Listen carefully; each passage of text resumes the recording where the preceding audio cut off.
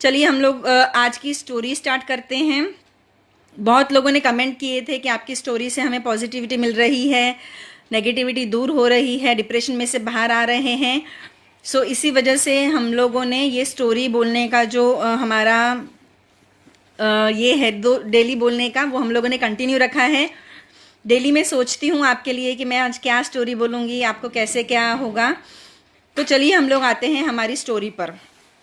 एक छोटा सा गांव था जिसमें एक मंदिर था और उस मंदिर में एक महात्मा जी थे, साधु जी थे, जो वहीं पे रहते थे और भगवान की सेवा पूजा करते थे और बहुत सालों से करते थे। और अभी उनकी उम्र करीबन 50 साल के आसपास थी और उनको अपने भगवान में पूरी श्रद्धा थी। उनको ऐसा लग रहा था कि मैं अभी भगवान की इतनी भक्ति करता हूँ, मैं दुनिया का सबसे अच्छा भक्त हूँ और मुझे कभी भी मुश्किल में देखकर मेरे भगवान दौड़े चले आएंगे। उनको अपने भगवान पर पूरा भरोसा था।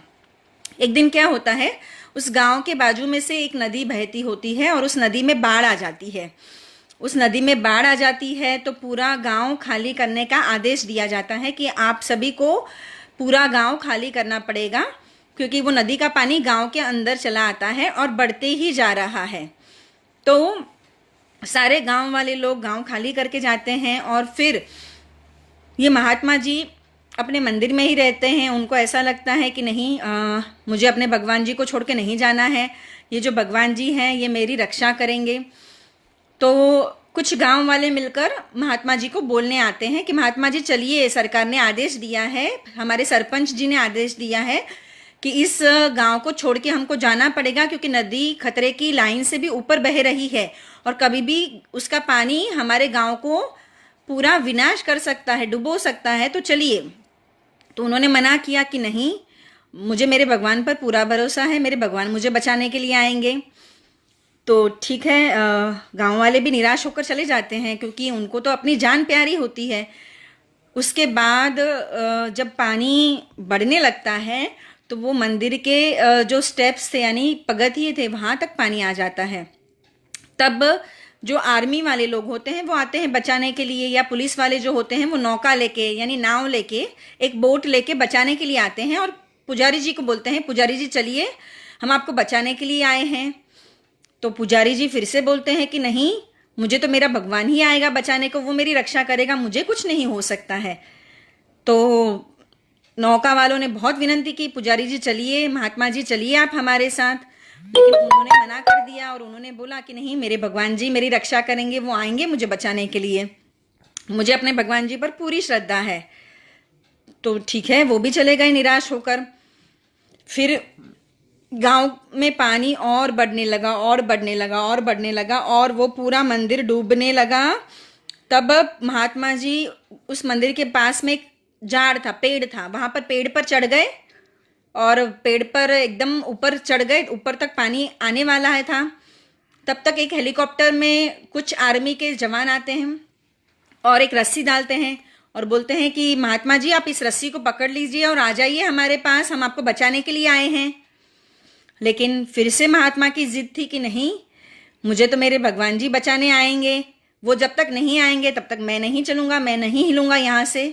और नतीजा ये हुआ कि पानी और बढ़ते गया और बढ़ते गया और वो जो महात्मा जी थे वो पानी में डूब गए, पानी में डूब गए, स्वर्गवासी हो गए, स्वर्गवासी हो गए। तो उनका जो भगवान पे भरोसा था वो हिल गया और ऊपर स्वर्ग में जाकर वो भगवान जी से मिले। तो भगवान जी ने बोला, आइए महात्मा जी कैसे हैं। तो महात्मा जी ने कहा, मैं आपसे बहुत नाराज़ हूँ भगवान जी। तो बोले क्यों। तो बोले, मैंने आखिर जिंदगी आपकी सेवा की और मैंने हर मुश्किल में हर वक्त मैंने आपका साथ दिया और मुझे ऐसा लगता था कि मैं आपका सबसे अच्छा भक्त हूँ। तो जब मुझे मुश्किल आएगी तब आप मुझे बचाने के लिए स्वयं आओगे, तो आप तो आए ही नहीं। तो भगवान ने कहा, भक्त मैं तो आया था बचाने के लिए, मैं 3 बार आया था, एक बार नहीं मैं 3 बार आया था बचाने के लिए, लेकिन तुम मुझे पहचान नहीं पाए, मैं किसी अलग रूप में आया था। तो तब महात्मा जी ने सोचा कि भगवान आए थे मुझे बचाने के लिए।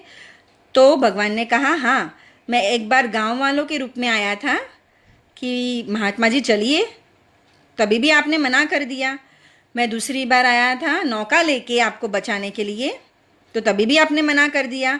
और मैं तीसरी बार तो हेलीकॉप्टर लेके आपको बचाने के लिए आया था, और जब एकदम एंड पॉइंट था तब मैं आपके पास आया था, तो तभी भी आप मुझे पहचान नहीं पाए, और तभी भी आपने कहा नहीं मेरे भगवान ही आएंगे।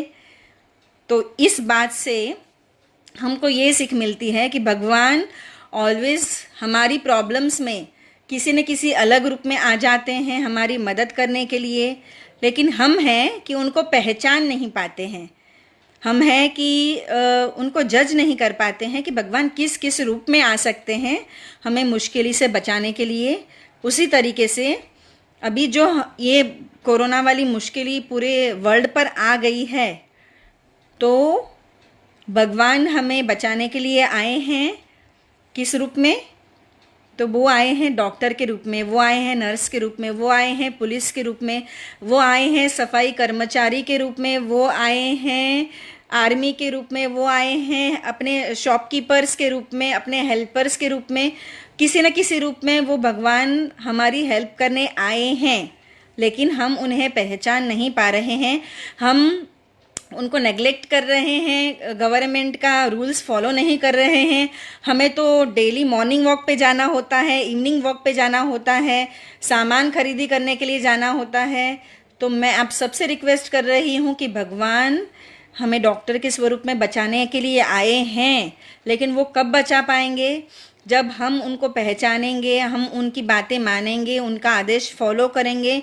और सबसे बड़े भगवान तो हमारे पीएम हैं, जो नरेंद्र मोदी जी हैं, वो हैं जिन्होंने इस राइट टाइम पे राइट डिसीजन लिया है लॉकडाउन का, लेकिन फिर भी हमें उनको फॉलो नहीं करना है। उनका ये जो डिसीजन है उसके बारे में हम लोगों को अपने कमेंट करने हैं।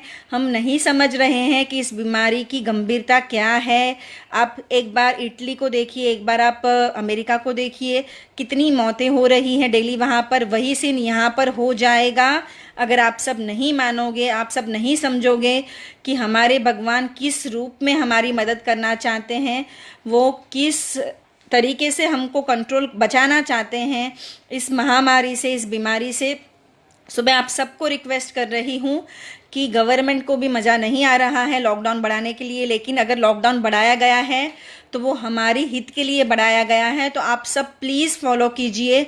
बहुत सारी इंडिया में सिटीज़ हैं ग्रीन जोन में आ चुकी हैं, कुछ ऑरेंज जोन में हैं, और हम बॉम्बे वाले रेड जोन में बैठे हैं। और अगर इस रेड जोन में से बाहर निकलना है तो एक ही तरीका है, प्लीज़ आप अपने घर पे रहिए, सेफ रहिए। मॉर्निंग वॉक, इवनिंग वॉक आप फ्यूचर में अपने लाइफ में कभी भी कर सकते हो। आप घर पे योगा कीजिए, एक्सरसाइज कीजिए, घर का काम कीजिए, घर के मेंबर्स को हेल्प कीजिए अगर आपको एक्सरसाइज करनी है तो प्लीज़। लेकिन आप सब लोग घर के बाहर मत जाइए। सिर्फ अनवांटेड कामों के लिए, घूमने के लिए, फिरने के लिए मत जाइए। लोग क्या कर रहे हैं ये देखने के लिए मत जाइए। आप अपने आप को भी खतरे में डालोगे, आपके परिवार वालों को भी खतरे में डालोगे। हमारे लिए डॉक्टर्स दिन रात सेवा दे रहे हैं, नर्सेस, पुलिस, जितने भी सफाई कर्मचारी हैं, जितने भी शॉपकीपर्स वाले हैं जो एसेंशियल आइटम्स पूरी कर रहे हैं, वो दिन रात मेहनत कर रहे हैं। हमारे जितने भी वेजिटेबल्स वाले हैं वो हमारे लिए बहुत मेहनत कर रहे हैं, कहाँ से सामान लाके हमें दे रहे हैं। तो आप सबसे रिक्वेस्ट है कि भगवान आएंगे बचाने के लिए, लेकिन आप उन्हें पहचानिए, उनकी बातें मानिए, उन्होंने जैसे बोला है फॉलो कीजिए।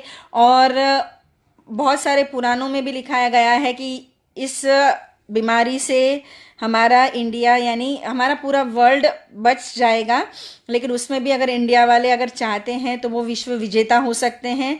सिर्फ आप रूल्स फॉलो कीजिए, लोगों की बात मानिए, और भगवान कुछ कुछ अलग स्वरूप में आता है। बहुत लोगों ने लिखा है कि आप भगवान के स्वरूप में कुकिंग सिखाने के लिए आए हो। नहीं, ऐसा नहीं है। मैं एक नॉर्मल इंसान हूँ। सिर्फ मैं आप सबको थोड़ा सा पॉजिटिविटी देने के लिए आई हूँ, थोड़ा सा अच्छा फील कराने के लिए आई हूँ। बाकी मैं भगवान नहीं हूँ, कोई भगवान यानी बस भगवान ने मुझे वो मैसेज दिया है कि मैं आप सबके लिए कुछ करूँ, तो मैं वही कर रही हूँ। आप सब मुझे सपोर्ट कीजिए, ज़्यादा से ज़्यादा इस वीडियो को शेयर कीजिए, ज़्यादा से ज़्यादा लोगों तक पहुँचाइए, बहुत लोगों को पॉजिटिविटी फील करवाइए, ये वीडियो सुनाइए। बहुत लोग कमेंट करते हैं कि हमारे घर पे जो मॉम है या दादी है वो 7 बजते हैं और हमको बोल देते हैं कि आप वनीता जी का वीडियो लगा के दे दो, उनको सुनने के लिए उनको बहुत अच्छा लगता है। तो अपने बुज़ुर्गों को यही बातें अच्छी लगती है कि आप उनसे बातें करें, उनके साथ टाइम स्पेंड करें, उनके साथ मैक्सिमम से मैक्सिमम टाइम स्पेंड करें, बातें करें, अपने बचपन के दिन याद करें, कुछ ऐसी बातें करें जो आपको पॉजिटिविटी दे पाए। अपने माले पे से पुराने एल्बम्स फ़ोटो निकालिए और वो देखकर बातें कीजिए। और देखिए, भगवान गणपति जी ने भी कहा था कि उनका पूरा विश्व जो है वो अपने माँ बाप के चरणों में है। तो अपने माँ बाप की वैल्यू कीजिए, उनकी रिस्पेक्ट कीजिए, उनको हेल्प कीजिए, उनको कभी भी सामने मत बोलिए, उनका कहा मानिए। वो कभी भी बोलते हैं तो आप सबके लिए अच्छा बोलते हैं। और आइए इस दुनिया के लिए प्रे करते हैं कि जल्दी से जल्दी हम सब पूरी दुनिया वाले इस कोरोना में से मुक्त हो जाए, इस महामारी में से मुक्त हो जाए। और जो खतरा और मंडरा रहा है वो है थर्ड विश्व युद्ध, तीसरा विश्व युद्ध। ये जो देश आपस में लड़ रहे हैं उनके लिए भी प्रे कीजिए कि अगर ये स्टार्ट हो गया तो इस पृथ्वी को विनाश होने से कोई नहीं बचा सकता है। सो एक दूसरे के ऊपर आरोप डालना बंद कीजिए। कोई इसमें से नहीं जीतेगा, कोई जीत के बड़ा नहीं हो जाएगा, कोई अमर नहीं हो जाएगा। मुझे बताइए कि इस दुनिया में कौन अमर रहा है? सबको एक ना एक दिन जाना है। तो ऑलवेज प्यार से लोगों के साथ रहिए। नफ़रत इस चीज़ का सोल्यूशन नहीं है। अगर आप प्यार से लोगों के साथ बातें करोगे, बिहेव करोगे, तो आपके जाने के बाद भी लोग आपके लिए दो शब्द अच्छे बोलेंगे, आपको याद करेंगे। और हो सके उतनी किसी की हेल्प कीजिए, अपने फैमिली, अपने फ्रेंड्स की, अपने कजिन्स की हेल्प कीजिए, उनसे बातें कीजिए। अगर उनको कुछ ज़रूरत है तो वो फुलफ़िल कीजिए। अपने बिल्डिंग में जो बुज़ुर्ग लोग हैं उनका ध्यान रखें, वॉचमैन जो हैं उनका ध्यान रखें। वो सब आपके लिए बहुत मेहनत कर रहे हैं, खड़े पगे हैं। भले वो सैलरी, हम लोग जनरली लोग बोलते हैं कि क्या हुआ, सैलरी तो दे रहे हैं ना। सिर्फ सैलरी दे के नहीं होता है, उनको भी अभी बाहर जाने को नहीं मिल रहा है, कुकिंग आइटम्स नहीं मिल रहे हैं, वो क्या खाते हैं, चाय बना के पीते हैं या नहीं पीते हैं। आप उन सब की देखभाल करें। And thank you so much all of you for loving. और आपको ये स्टोरी अच्छी लगी हो तो ज़्यादा से ज़्यादा शेयर कीजिए, ज़्यादा से ज़्यादा लोगों तक ये पहुंचाइए। इसका लिंक आप अपने फैमिली ग्रुप्स में भी शेयर कर सकते हो, अपने स्कूल ग्रुप में भी शेयर कर सकते हो। सो सब सेफ रहिए, सही सलामत रहिए, अपना और अपने परिवार वालों का ध्यान रखिए। Thank you so much all of you for your love, for your care, for your support.